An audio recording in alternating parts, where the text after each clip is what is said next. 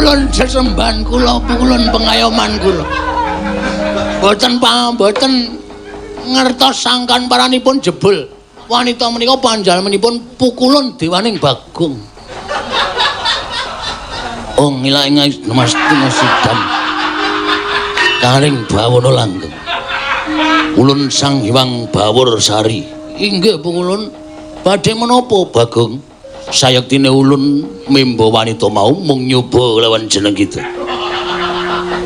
Jebolan teping tekad kita wis tekan lahir batin nggon kita bakal merantau ning tanah seberang. Nggih pukulun. Bagong aja kuwatir.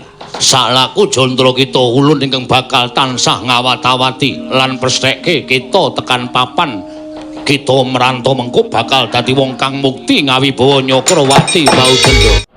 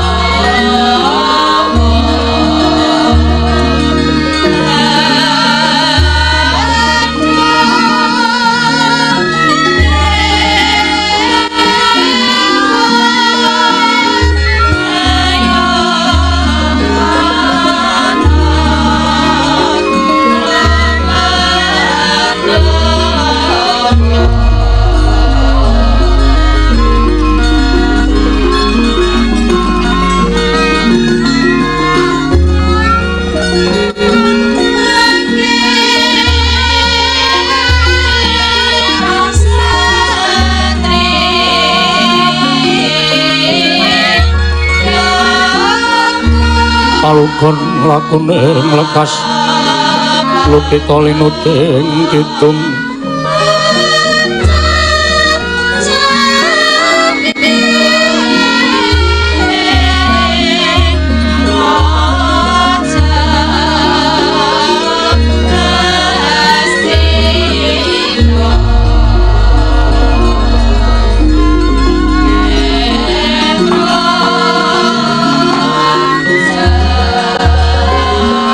Remu Sang Hyang Arka sunare katingal pudar nadyan wis ngancik bedhug tengange parandene katingal surem kawontenaning padukuhan Karang Kadempel kabar bawan dukitaning galih Kilurah Nayantaka ya Kilurah Semar Badranaya anggenipun datan kendhat tansah netesaken waspa bingung bingleng datan kantun Kilurah Nala Garing tuwin Kilurah Petruk Kanthong Bolong ingkang dasaya tansah katingal sesenggrukan nggih manangis krana menggalihaken ingkang rayi ora giling Kilurah Semar nenggih Kilurah Bagong Bayanata parigawe apa dene katingal tintrim madyaning padukuhan Karang Kadempel katingal sungkawa Kilurah Semar Badranaya nalika semanten sigra marwani pangandikan Kilurah Nayantaka dupi mulat ingkang putra Kilurah Bagong sampun kepareng mabukuh ambebundeti pasuryaning Kilurah Semar Dadi saya trenya kelurahan Ayantaka parandene Sigara Medhar pangandikan. Dadi kamanujining pangandika kelurahan Ayantaka ing dereng kababaring lisan. Samarekaten prayitna semuriris.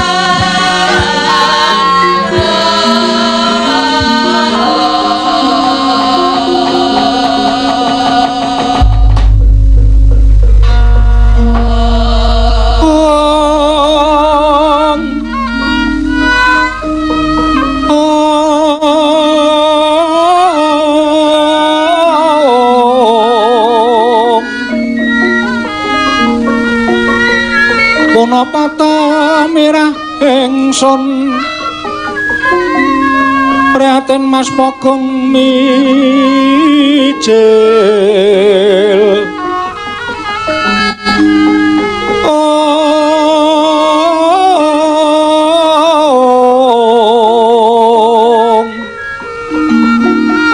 dene ilang pangmemanise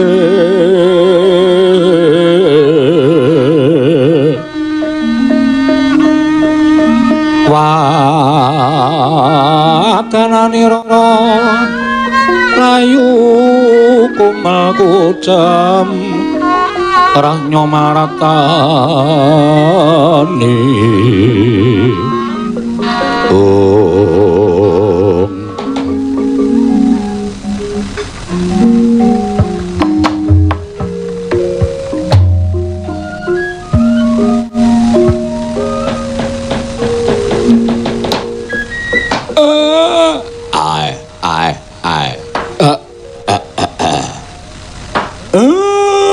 Mlegegek ugek-ugek sadulita mel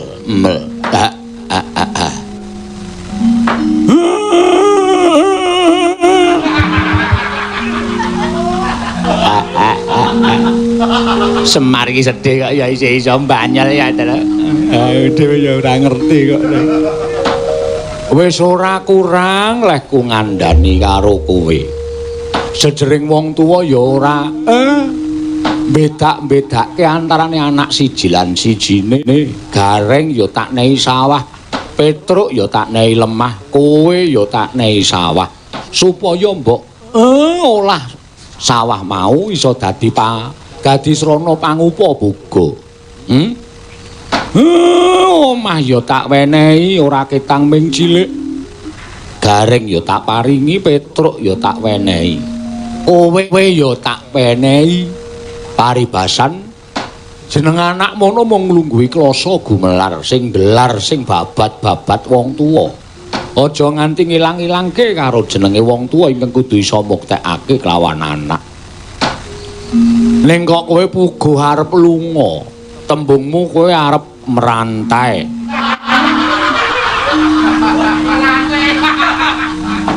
Ngawur ta, Bapak. Merantau. Iya, arep merantau ning tanah seberang.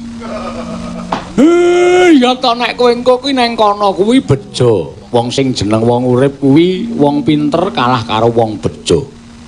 Wong wasis kalah karo wong bejo.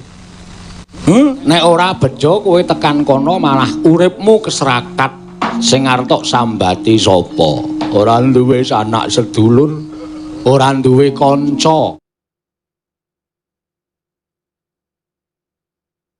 Kudu babat-babat saka Kowe golek srawung kiwa tengen nganti srawungmu jembar wekasan kowe entuk pegawean kuwi ora gampang, Bagong.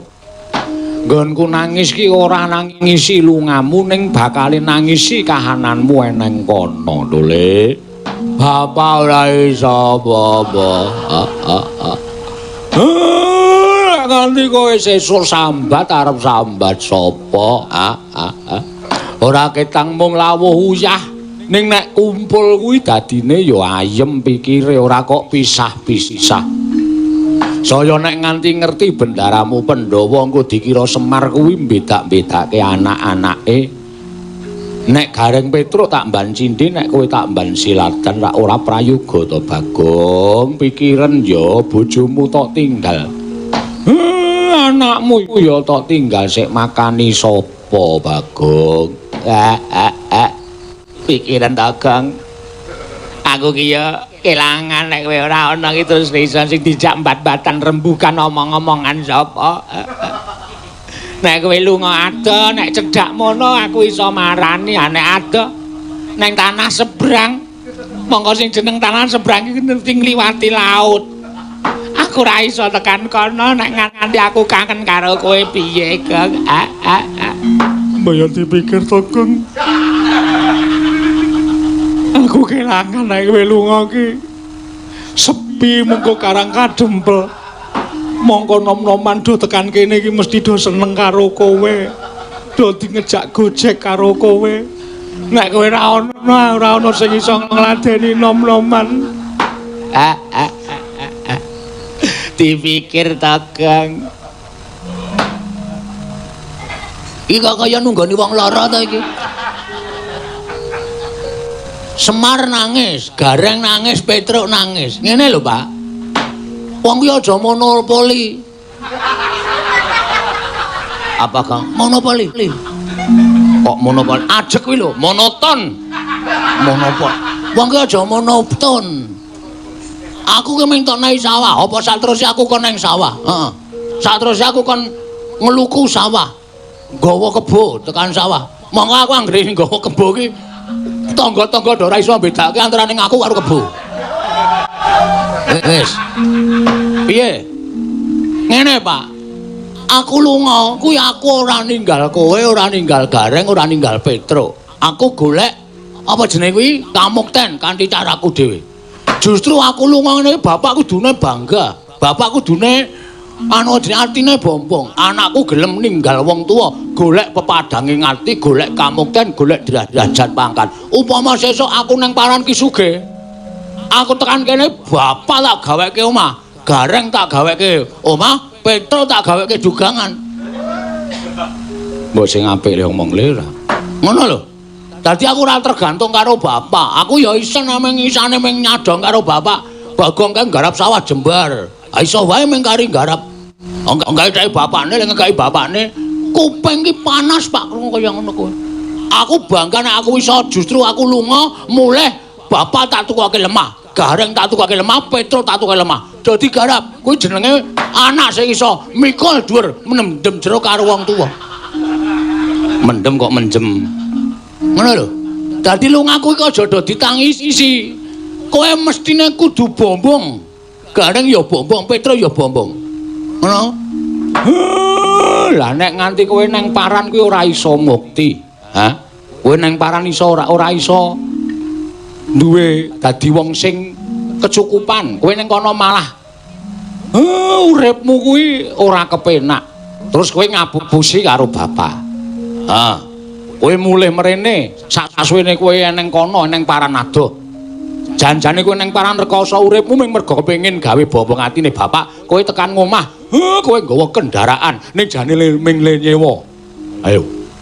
Kowe nggawa bondo brana picis, leh mutang saka kono tok go bali rene. Bareng tekan kono kowe mumet sirahe. Ngono-ngono kuwi akeh lho. Ngono-ngono kuwi pirang-pirang. Men dikira sukses. Nyewa kendaraan, niliki wong tuane. Lho Pak, kendaraan aku wis tuku roda papat. Ngono kuwi pirang-pirang. Lah apa aku tau ngapusi karo bapak? Saiki ngene. Nek aku nang paran ki engko mukti, aku mesti kabar. Nek aku nang paran ki engko rekoso, Tak kira aku wis kulino, Pak. Wong uripku ya ngrekoso tenan. Dadi nang kene ngrekoso, nang kono ngrekoso, kuwi padha wae. Nang kowe nang kono ora duwe kanca. Wah, Bagong iki golek kanca gak gampang, Bagong iki wong grapyak semanak. Ngono lho. Aku ki grapyak semanak tur seneng njupuk nggone wong liya. Dadi akeh kancane ra ketang dipolos iki. Bar nangis kok guyu nek. Kowe iki nek omong sok aneh. Wong golek kanca kok dadak dipolos iki ora. Ngono lho, ora usah do ditangisi. Lho aku sowan bapak iki aku nyuwun pun berkah pangestu. Pangestune wong tuwa kuwi dayani karo uripku. Aku nangis ki semelang nek tok jaluki dhuwit. Engko nek kowe njaluk sangu, monggo aku wis ora duwe tabuhan. Nabuh cengele apa? Tabungan kok tak. Heeh, tabungan. Wis entek tak nggo berdiam diri selama lockdown iki. Lockdown iki. Wis kanggo nutupi uripku. Wis nang ngono aku ora arep njaluk dhuwit. Ora apa, aku mung njaluk pangestu. Siji njaluk pangestu, loro saanane aku ki ana.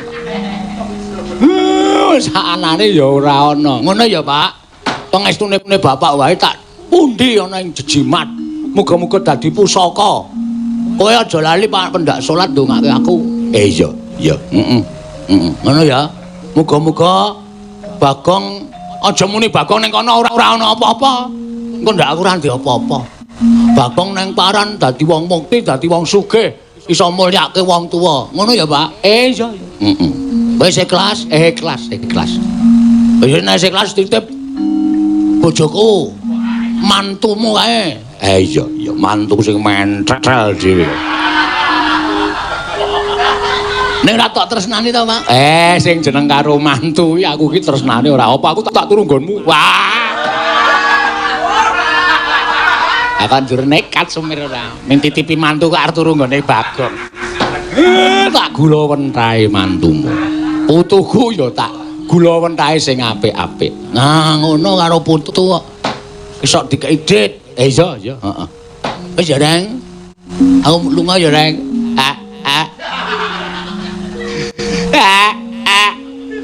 Aku arep bakale kangen karo kowe, Gong.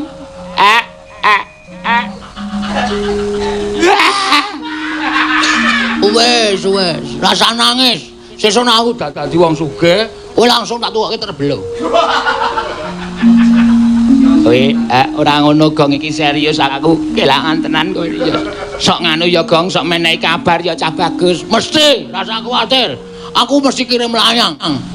Engko nek kira-kira kowe sugih, kowe tak tukoke sama smartphone. Kuwi lho, telepon genggam. Ya, dadi dhewe iso omong-omongan. Ku tak tukoke sing apa jenenge iki Android. Atau soalnya ngono aku seneng paran semasa COVID-19 iki. COVID-19 wis dienggo puyer. Oh ya. COVID-19 iki kowe karo aku isane ming pikol. Wah pikol. Petro aku ndamane ya, Tru. Iya. Hati-hati ya, Gus. Heeh, rasa do nangis. Ngopo do nangis? Wong aku ki bakal ora arep mati kok. Arep mukti. Mula sangono esem lalam guyu. Aja tok sangone apa jenenge iki? Air mancur. Air mata. Ya, aku mangkat rasa kuwatir. Wis pokoke digula wentah bapak ya. Titip adimu Ipe. Rasa nangis wong kowe tak titipi adimu Ipe seneng ra jamaah-jamaah kok. Ha ta. Sing mecake gendeng kae kowe to. Wong pincang kok liwat gendeng. Ayo gendenge mlethek. Ora gaya sing hati-hati ya, Gong. Terus aku mangkat lunga aja ya, Truk. Hati-hati, Gong. Kene dirangkul sik. Ora wis ora. Iki nek ngrangkul mengandaluk dit. Ora. Ya saora-orane kowe adikku. Wis ora. Ngono ya, Pak. Aku tenan lunga iki ora bakal kok ora bali ning golek pepadange ngati. Aku pengen dadi anak sing iso apa sembodo muktekke awakku dhewe tanpa pambiyantune bapak, tanpa peparinge bapak. Semare koten prayitna semuriris. Semuriris eko balik titiyoni. Trisanya purnama sasi.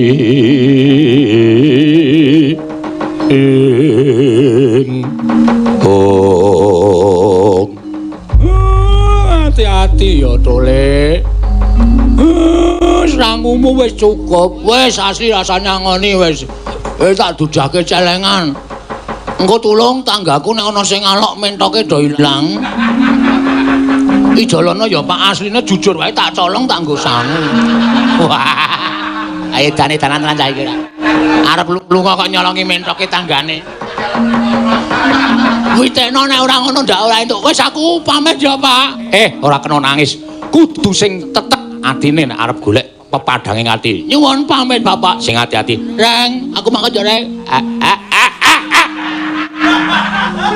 Otak. Seseli sutang cangkem. Hati-hati ya, Geng. Ya Ndra aku pamit ya. Ya Reng sing ane. Ngono wae. Tulung jagake omah bojoku aku engko nek wis mukti do tak kabari rasa kuwatir, Pak. Sing hati-hati Pak. Wis ya, Ndra. Oh ya, Reng.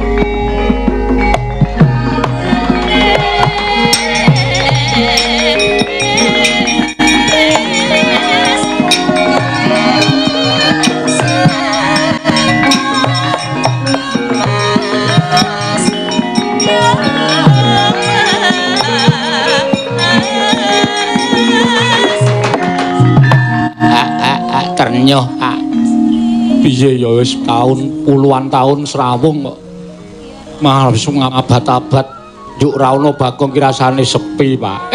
Wis sedina munggaing seminggu dadi sesasi setahun tansah ngadang-adang kabar Bagong.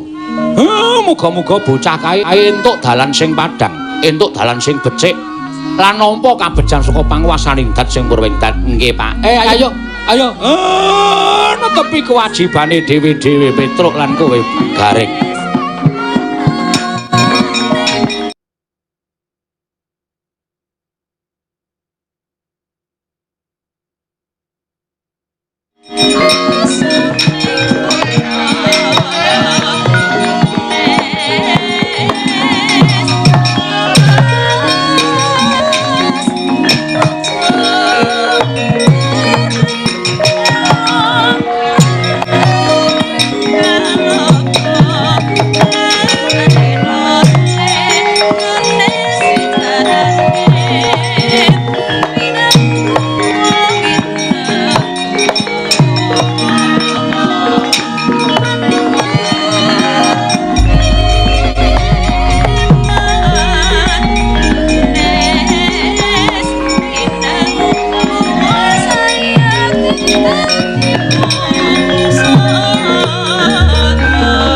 Kacarian putra lamun kawekasan nika wisanggeni maya Wisnu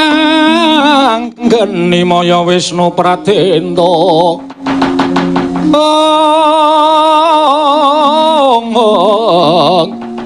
wisanggeni maya Wisnu Pradenta wis tekan jabaning rangka padukan Karang Kadempel. Tak sawang desaku yang ku cinta ujan hatiku neng piye-piye nok kudu tak ikhlasake. Aku nek ora ngono ndak ora tumangkar pikirku. Wis tak nyebal ngalas ngarepe iki. Engko nek tekan kutha terus mengkari ya saura-urane pirang kilo meneh wis tekan gising samudra terus nyewa kapal mancing. Nyebrang supaya entuk kamukten nang pulau seberang kono. Ora meng udek kumlek nang omah nang sawah ndak ora ngudi kepinteran aku tenan.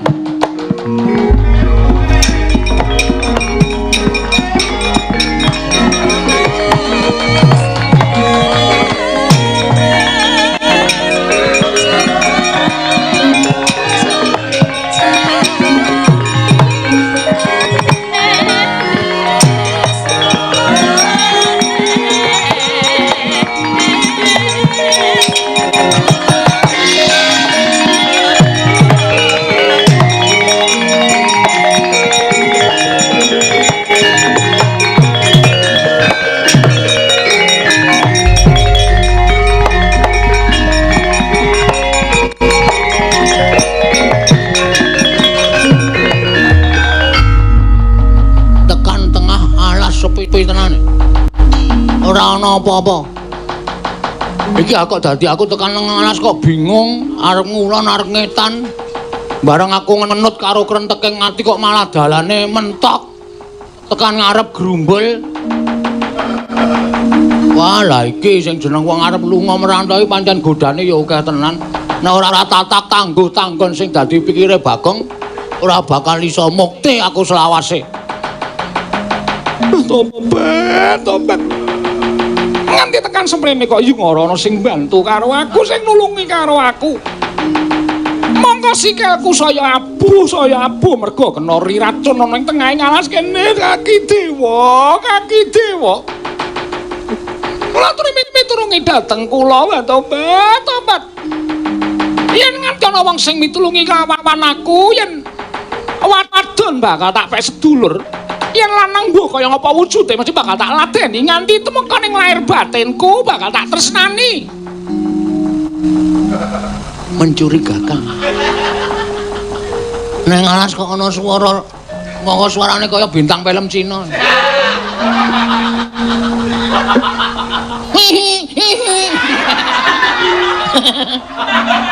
Jan, wah nek ora kuat imanku, iso kegodha perkara merantoku ming ora sida kelakon perkara wong wedok sing slamaning nek iki nek tak nengke apa ya kelakon wong wedok iki mati nang tengahing alas.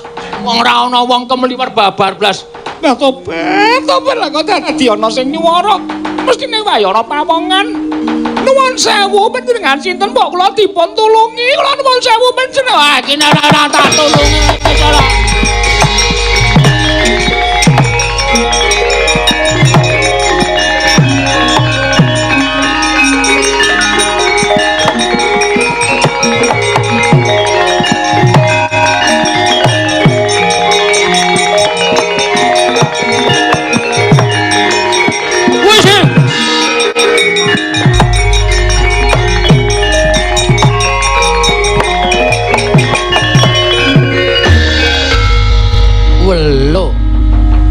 Ana piyai putri kok klekaran ning dhuwur watu.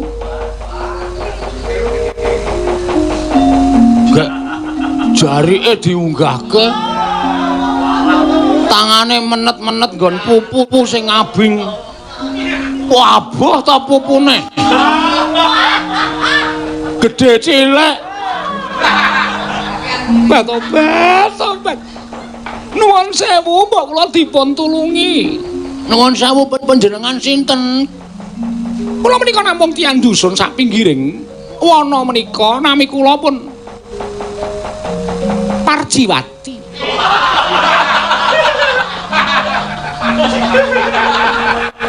Parjiwati. Kula menika namung tiyang dusun. Waduh, wong wedok kok undang-undangane Parji.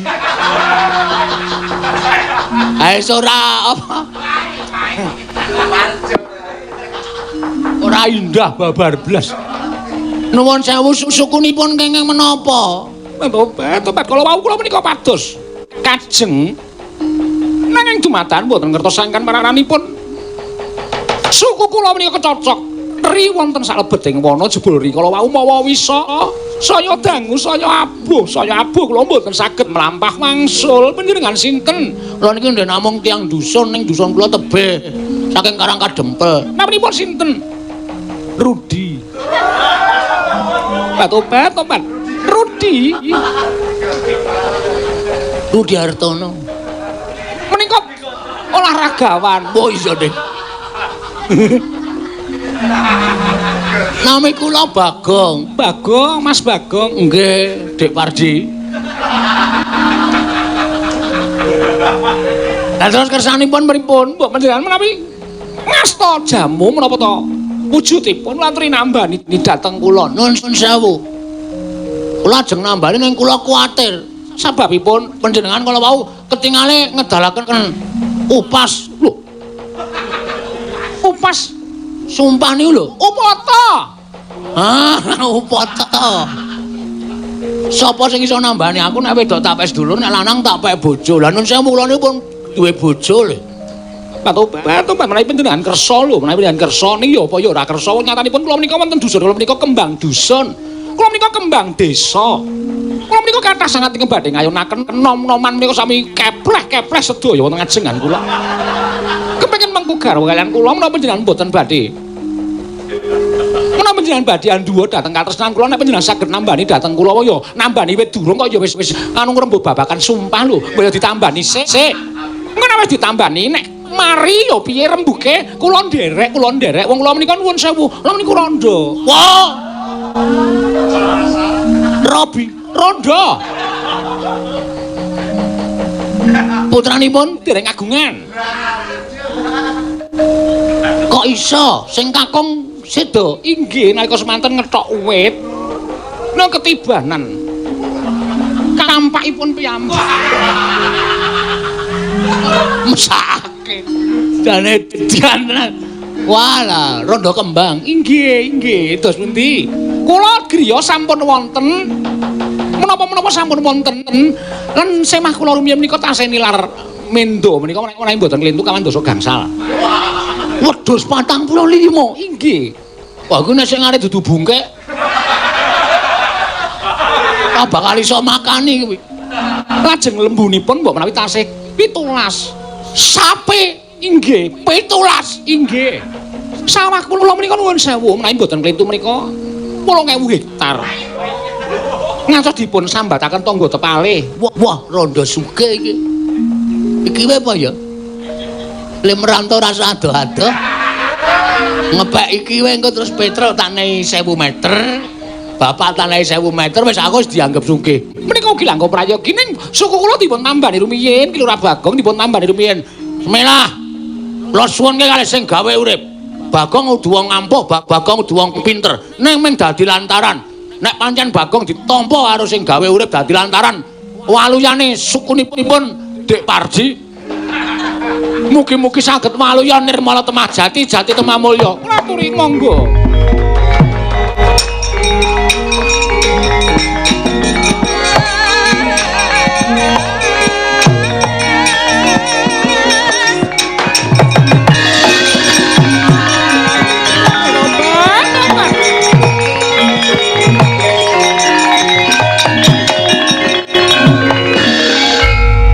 Menika jebul Kyai Wasis Mas Bagong Mbak Tobat gadhahi keprigelan inggih menika metek.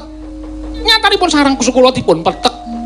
Lajeng boten abuh saged kinarya lumampah. Sakitipun nical. Mbak Tobat wong sing kena ring nggon dhuwur dengkul kok lek mijet ditekan dindi.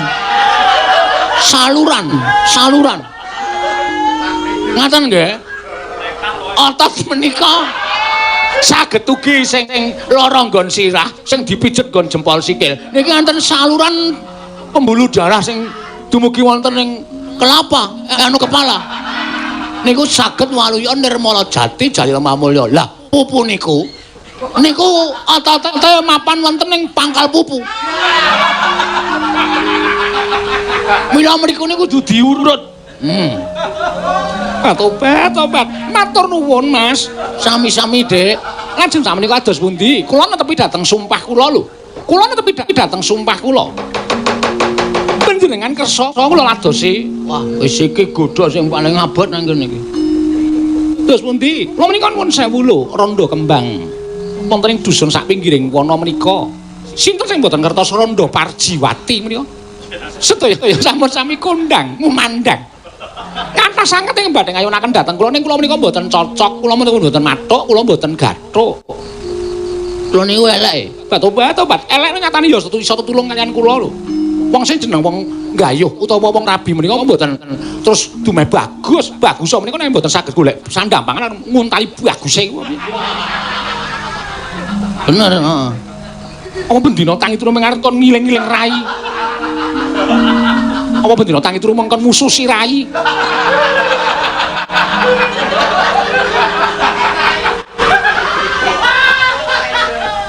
heeh Mila tresna menika mboten babakan bagus menawa mboten nanging menika babakan ati.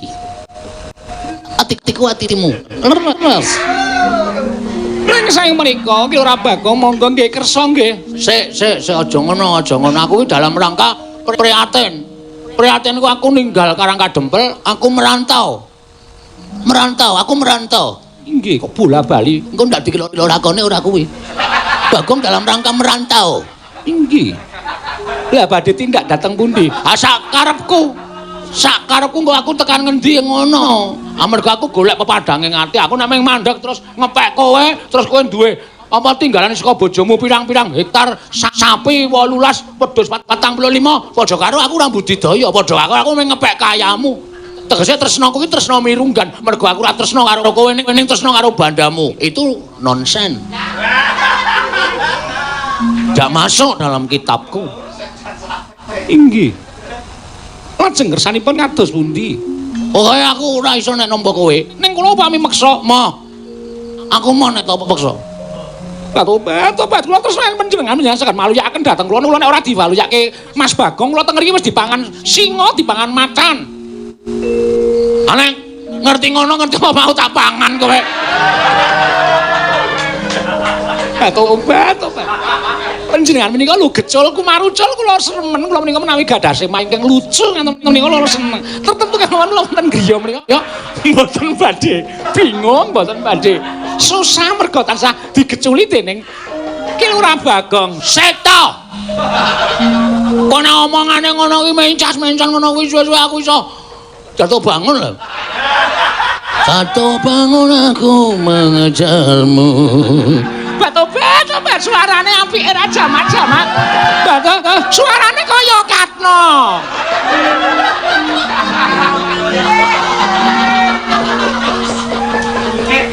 Biyen bekas penyekop. Kok penyekop? Sing tukang olah suara kuwi lho, penyanyi. Oh, penyanyi nganti penyekop. Kula nderek ora iso. Wis menek nekat, malah kowe tak tegeli dhewe kowe pun.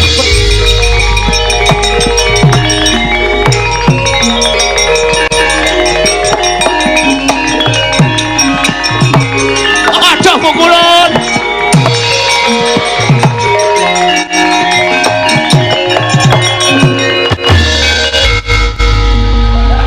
Pukulan sesemban kula, pukulan pengayoman kula. Boten ngertos sangkan paranipun jebul. Wanita menika panjalmenipun pukulan dewaning Bagong. Oh ngilangi masidan. Karing bawana langgeng. Ulun sang Hyang Bawur Sari. Inggih pukulan badhe menapa Bagong? Sayektine ulun mimba wanita mau mung nyoba lawan jeneng kita. Jebolan teping tekad kita wis tekan lahir batin nggon kita bakal merantau ning tanah seberang. Nggih pukulan. Bagong aja kuwatir. Salaku jondro kita ulun ingkang bakal tansah ngawat-awati lan presteke kita tekan papan. Kita merantau mengko bakal dadi wong kang mukti ngawi wibawa Nyakrawati bau-bau jeneng.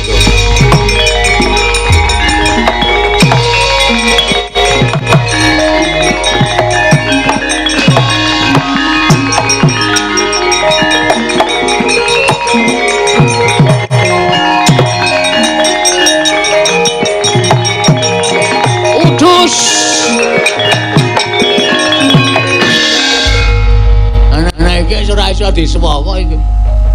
Ngandel ora.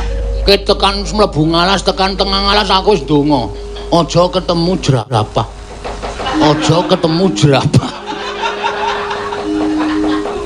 Lah kok malah iki ketemu tapir. Moko tapir ki irunge dawa banget. Aku semlang nek ngono-ngono. Aduh. Ngematke terus e. Gawe lere nang nggon siung ki tetes-tetes kaya ngono. Wah, jan wis. Ning oke lah. Kabeh tak anggap godha pangrencana. Wong kepengin mukti iki kudu wani mati. Pilihane mung werna loro, mukti apa mati. Wis, nek pancen Sang Hyang Pikulun Bawur Sari jangkung lakune Bagong mesti kena lara ning ora bakal tekaning pati. Bagong kang minangka sasmitaning dewa.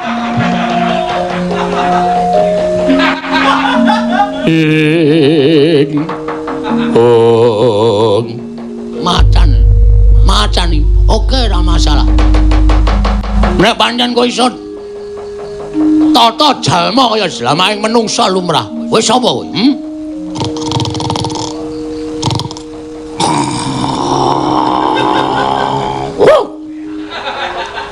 tak disiki pokoke. Takon karo aku sing tunggu alas kene. Sing ngonjalmu dudu.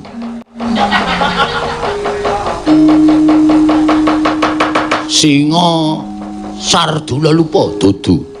Sardula mangsa jalma dudu. Kowe kok apal jeneng macan? Aku kerep ndalekke Ndara Janaka anggere bar gara-gara ketemu macan. Aku apal karo jenenge macan. Kowe sapa? Aku Bagong. Kowe? Aku Singa Pratangga.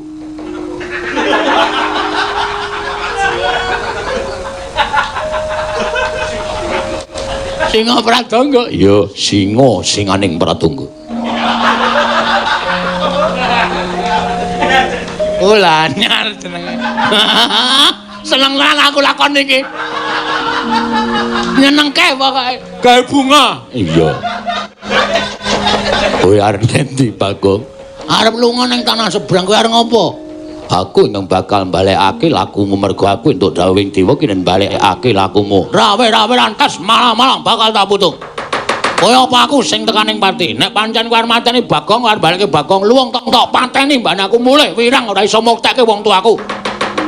Ning kosok baline lena pangendamu tekok musuh Bagong sirna margalayu. Wah, untal malang. Ya untal mujur aja malang. Iya.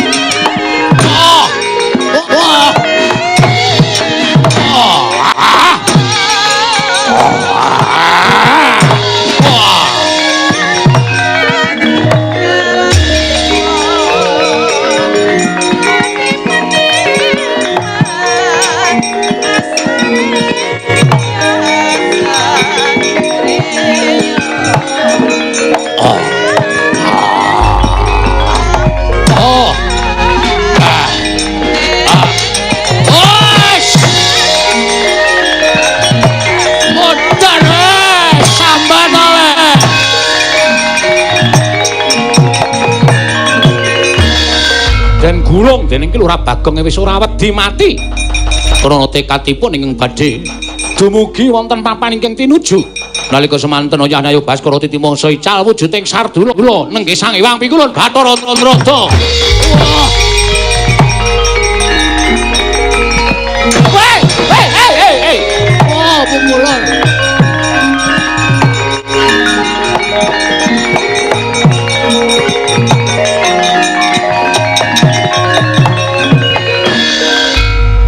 Menapa Kulon? Ah, perkencang warudayang Pak Pong mbok bolong kali cedhe sapa sing gawe?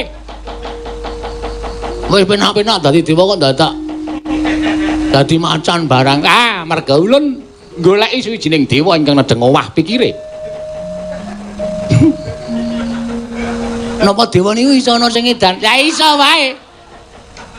Dewa kayangan ki ana sing lagi ana owah pikire ya kuwi Bathara Bawarsari. Waduh. Oh, dewa kowe koclok. Apa kita ngerti? Ngerti ketemu aku wae. Muni wong wilayah Bagong tak awat-awati laku jontremu ngoten niku wae. Wah, lah pancen senengane beda karo titah Bawarsari.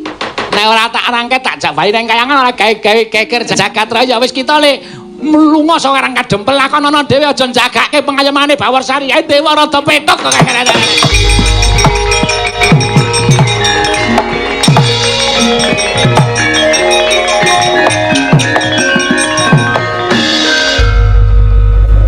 Ning sandangane wah ngene. Kaya satriya ya, kaya dewa tenan ning kok petuk. Ning saiki akeh. Sandangane iki ya gleling ae. Rada wah ku ya pirang-pirang.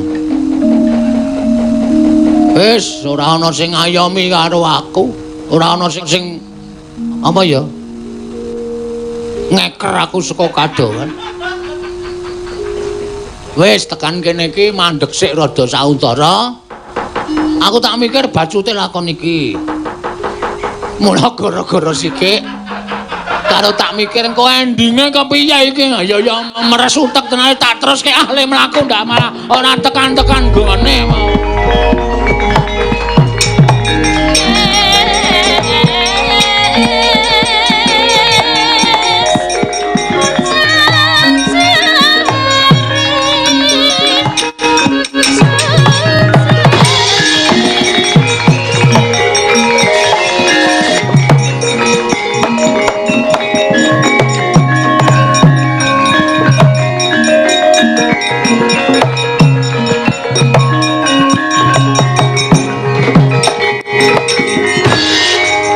katlaning kalanggiwan aglar wandan muncar tinon lir kekunang surem sorot etan badang glis wong kang munggel kawi pagedhonganing laku nalika semanten kelurahan Bagangipun Ilar Karang Kadempel wis ngancik 17 warsa wonten ing mapan wonten ing tanah sabrang Kilurah Bagong nalika semanten keparing ing Jawata wis dadi juragan wis sugih mblegedhu mangreh pinten-pinten para kawula wonten ing laladan tanah sabrang nalika semanten wis magrong bali wis maning Kilurah Bagong.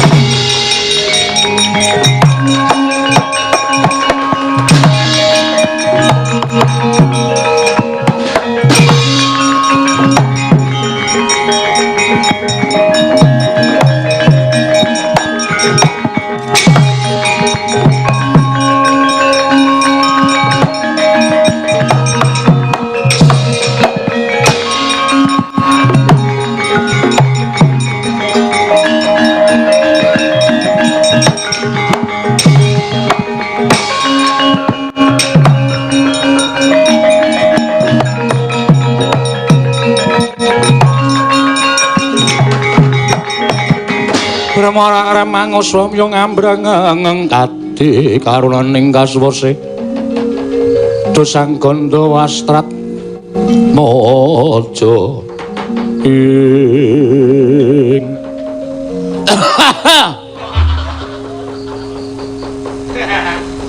Larasirun wonten dawuh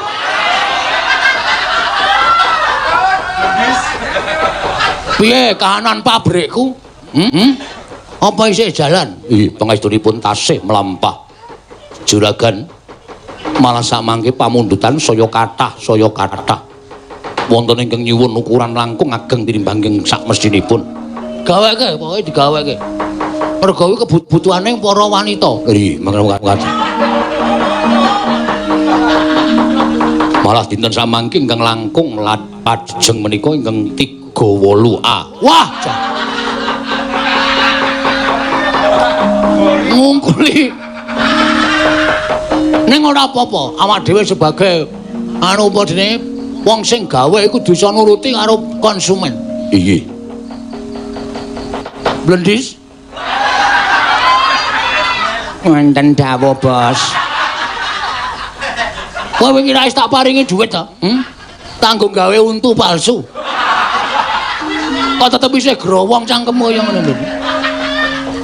Menika kagem ciri khas supados samangke tiyang menika mboten pangling kalian kula. Bagus. Piye? Tos hitamku laris ora? Iya awit krana kawontenan kados mekaten menika, Bos.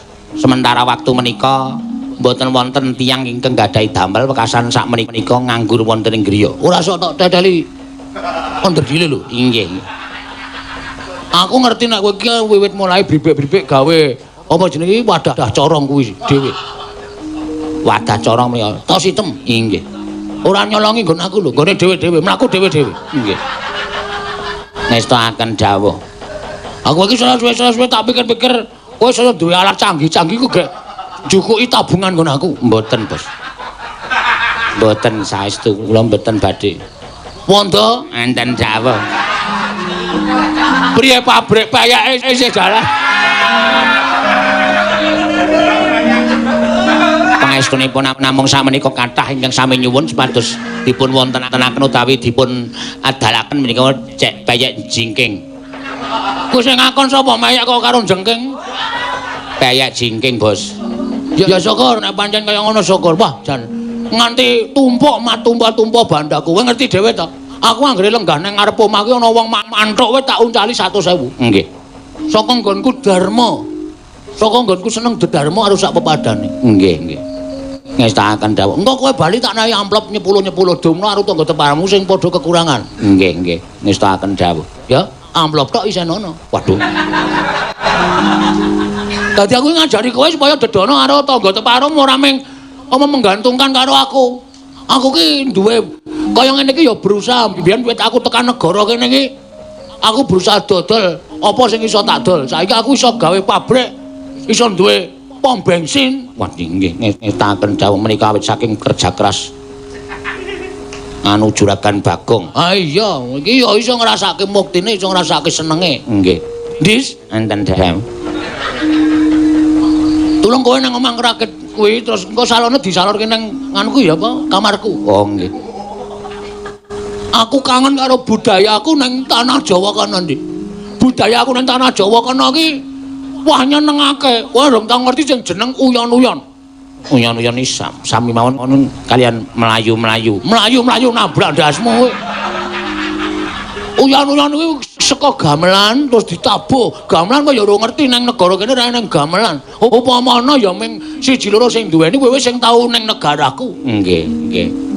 Gamelan kuwi apik banget. Aku kangen aku. Aku arep tuku ning danaku urung mencukupi mergo kudu dadak numpak kapal. Nanti pun kelekaken. Sak perangkat kuwi nang kene larange ra jamak-jamak. Mula aku kangen. Aku nang kene mung mangan roti. Terus dileleti mentega. Kowe iki ngapusi aku to, Dis? Roti tok cet kuning. Tak agokke mentega. Bareng tak pangan kok wangur-wangur. Mertekanipun telas kula ajrih dipun dukani kalian Juragan Bagong mila lajeng kula cet kuning. Nang kene aku ya mung mangan apa jenenge iki? Spaghetti. Nah nang nggon aku ana jenenge bakmi kopiok. Wah. Tuwa bakmi nyemek kae kowe ora ngrasake. Sok ora masa tak jak ning negaraku. Nggih. Nggih. Kula penyanyi nggih dahar donat nggih remen. Ah nang nggon aku jenenge galundeng. Utawa onde-onde. Nggih, nggih. Kuwi nek pas sekaten kuwi arep mangan onde-onde pira wae mesti kelakon. Nek nang kene donat, nek nang kono onde-onde. Nggih, nggih. Nang kene ra iso ngrungokke uyon-uyon, nang kene ra iso ngrungokke gendeng-gendeng, aku wis susah. Nang kene anane ming. Nah, apa jajal? Kudune atos. Karo nganggo mantol nyanyi kok nganggo mantol. Nika jemper. Jemper iki sing nang mobil kuwi jemper, nggo nabrak cengelmu iso modar. Nggih, nek wonten mriki menika jenenge rap. Rap ki basa Inggrise tikus. Wah kuwi lagune tikus apa piye? Meng tangane dijok-jokke. Apa iki? Aku arep sing ora ana nggone. Nah ono nula dolaku utop mlundanatu jaya tunggak sindene do nganggo kebaya. Aku nang ngene terus kangen karo kakang-kakangku Jepi.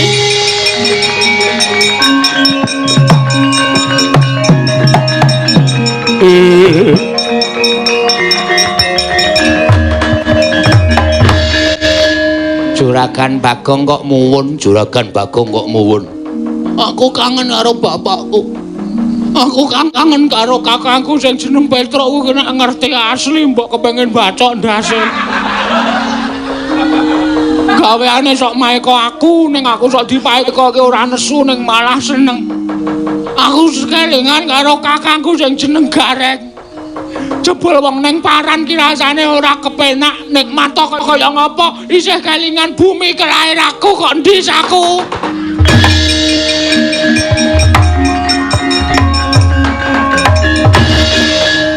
Lajeng kersanipun Aku tak mulih ya ndis. Sound system tak pasrahke kowe. nggih. Kae genset kae urupno. Oh nggih. Nek murup kabele cekelen.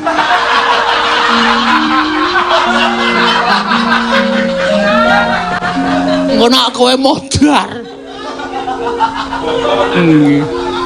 Ora ndeng iki mung guyon iki tak akeh kowe tenan Dis. Matur nuwun. Dinggo ngopeni wong kene ya. Nggih. Ron lasiron. Wonten dawuh. Pabrik BH kae upakaran. Aja sok gaweke wong lanang. Nggih. Ngestaken dawuh. Ndak wanda. Enten dawuh. Ora samelu bali. Mboten. Pepeyek open ana. Nggih. Nek kentekan bahan bojomu glepungono. Gorengan yo aku kangen karo bapak karo kakang-kakangku aku tak mulih.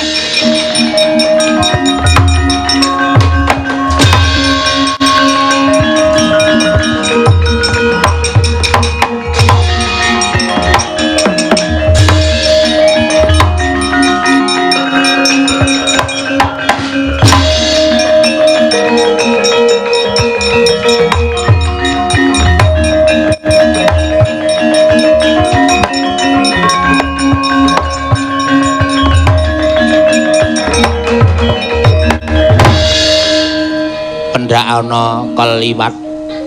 Wit. Bagong teko. Bagong ora teko. Bagong teko. Bagong ora teko. Bagong teko.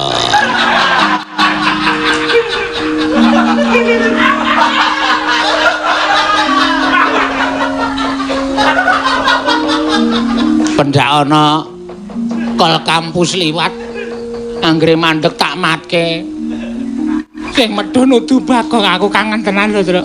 Aku iya pendak ana becak liwat kaya nggawa Bagong pur nggawa areng lek ku ngarep-arep rasane rek muga-muga mulai ya Tru. Ya muga-muga wong ya awake dhewe iki telu-telu ning atunggal ora iso dipisahake ora.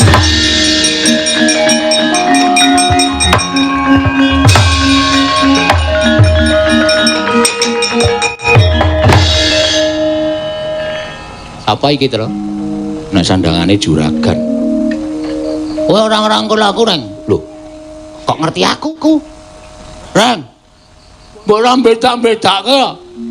Aku tak rewangi nyabrang numpak kapal ferry. Kapale wedok. Iya. Kan iso ketemu karo kowe bareng tekan kene kok kowe nambuhi aku to, Reng? Ora perkara nambuhi Mas nyuwun ngapunten kula niki dereng tepang kaliyan panjenengan. Panjenengan niku sinten wong nyatane ketoke sandangane kaya piyayi kok. Lah aku ki adikmu. Wah, adik kula niku buluk nika. Letek nika. Awak resik kaya ngono kaya piyayi sing kulino perawatan. Dudu ayo Tru ya. Nek kita ya dudu. Tru. Ora nglarani atiku lho, Tru. Aku adikmu tenan, Tru. Aku adikmu Bagong tenan. Bagong ngaku aku senengane ra. Oh. Duh, udu. Wes.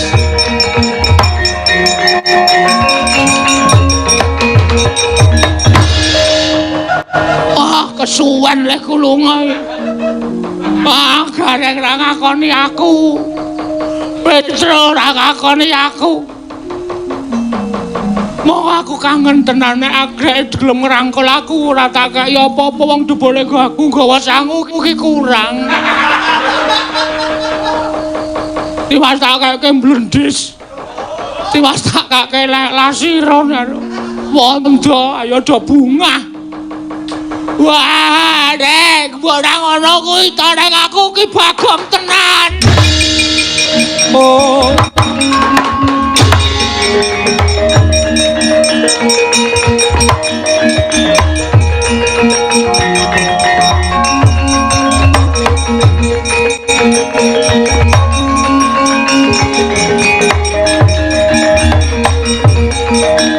Oh, Bapak.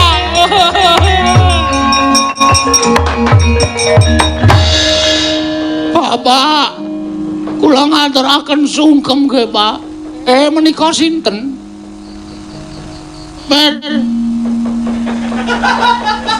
Aku ki lho.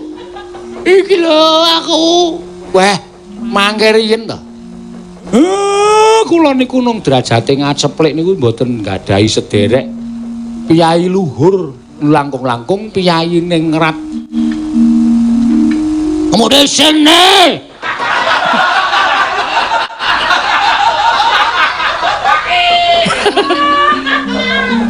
Lah kok malah nyanyi. Bareng bapakmu ning Ngerat aku kelingan.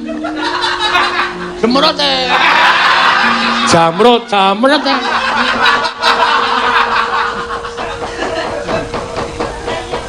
Aku Bagong, Pak. Bagong sinten wong kula dereng nate pinanggih. Nggih. Kula ya dereng nate pinanggih. Nggih kula dereng nate pinanggih ngaku Bagong. Bagong niku buluk, awake reget, kathok abang, mongko training, ora tau nggo klambi. Gegere niku ngapal sok ngusungi kayu. Pokoke sarwa wong niku ketoke kaya wong wong elik nika. Dudu Bagong sing nganggo sandangan kaya ngoten niku. Pak, aku tenan Pak iki. Kula mboten tepang lan panjenengan. Wah, tak salin ora percaya. Bapak, Bagong.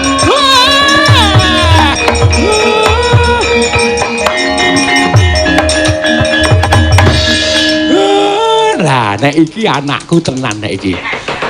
Iki bapakku tekan. Wah. 17 tahun. Ayo.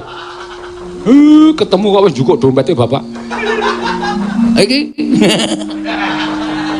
Wah.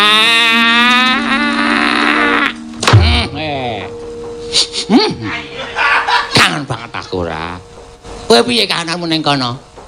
Ayo mau sing tok weruh mau sandang aku kaya ngono mau. Waduh, Mukti. Syukur. Bapak 1000 meter, Gareng 1000 meter, Petruk 1000 meter. Wah iki wis kere meneh, Pak. Aku nyebrang rene iki kira-kira aku 90 yuta. Ku jebul dienggo perjalanan wae kurang. Kowe lah kowe terus piye? Aku wis iki kere-kere meneh aku. Wis ra ana ututane wis. Apa kowe? 1000 meter nggo nguruki ndiase iki apa? Wah, kene wis ngarep-arep Gong paring ora kowe iki bali aku iki melu Mukti ora. Aku ora perkara nggon Mukti kok, Tru. Aku mulai ketemu bapak, aku ngidak bumi kelahiranku. Iki rasane wis kaya Mukti sondo langit kaya wis wong sugih-sugih ya. Sado-adohe aku lunga ora bakal iso aku lali karo bumi kelahiranku, Tru.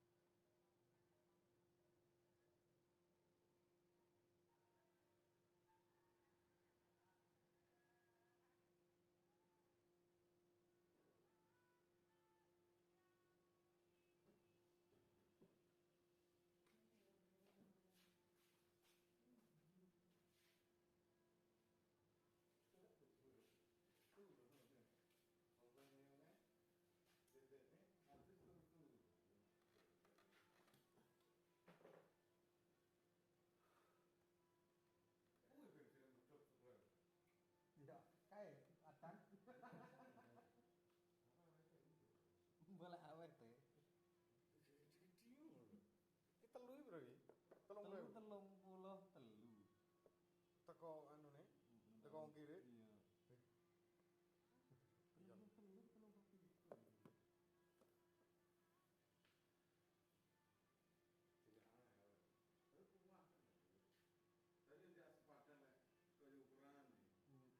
Gambare 50 tapi yang ngono gak lagi iki nyulang lolo iki ta.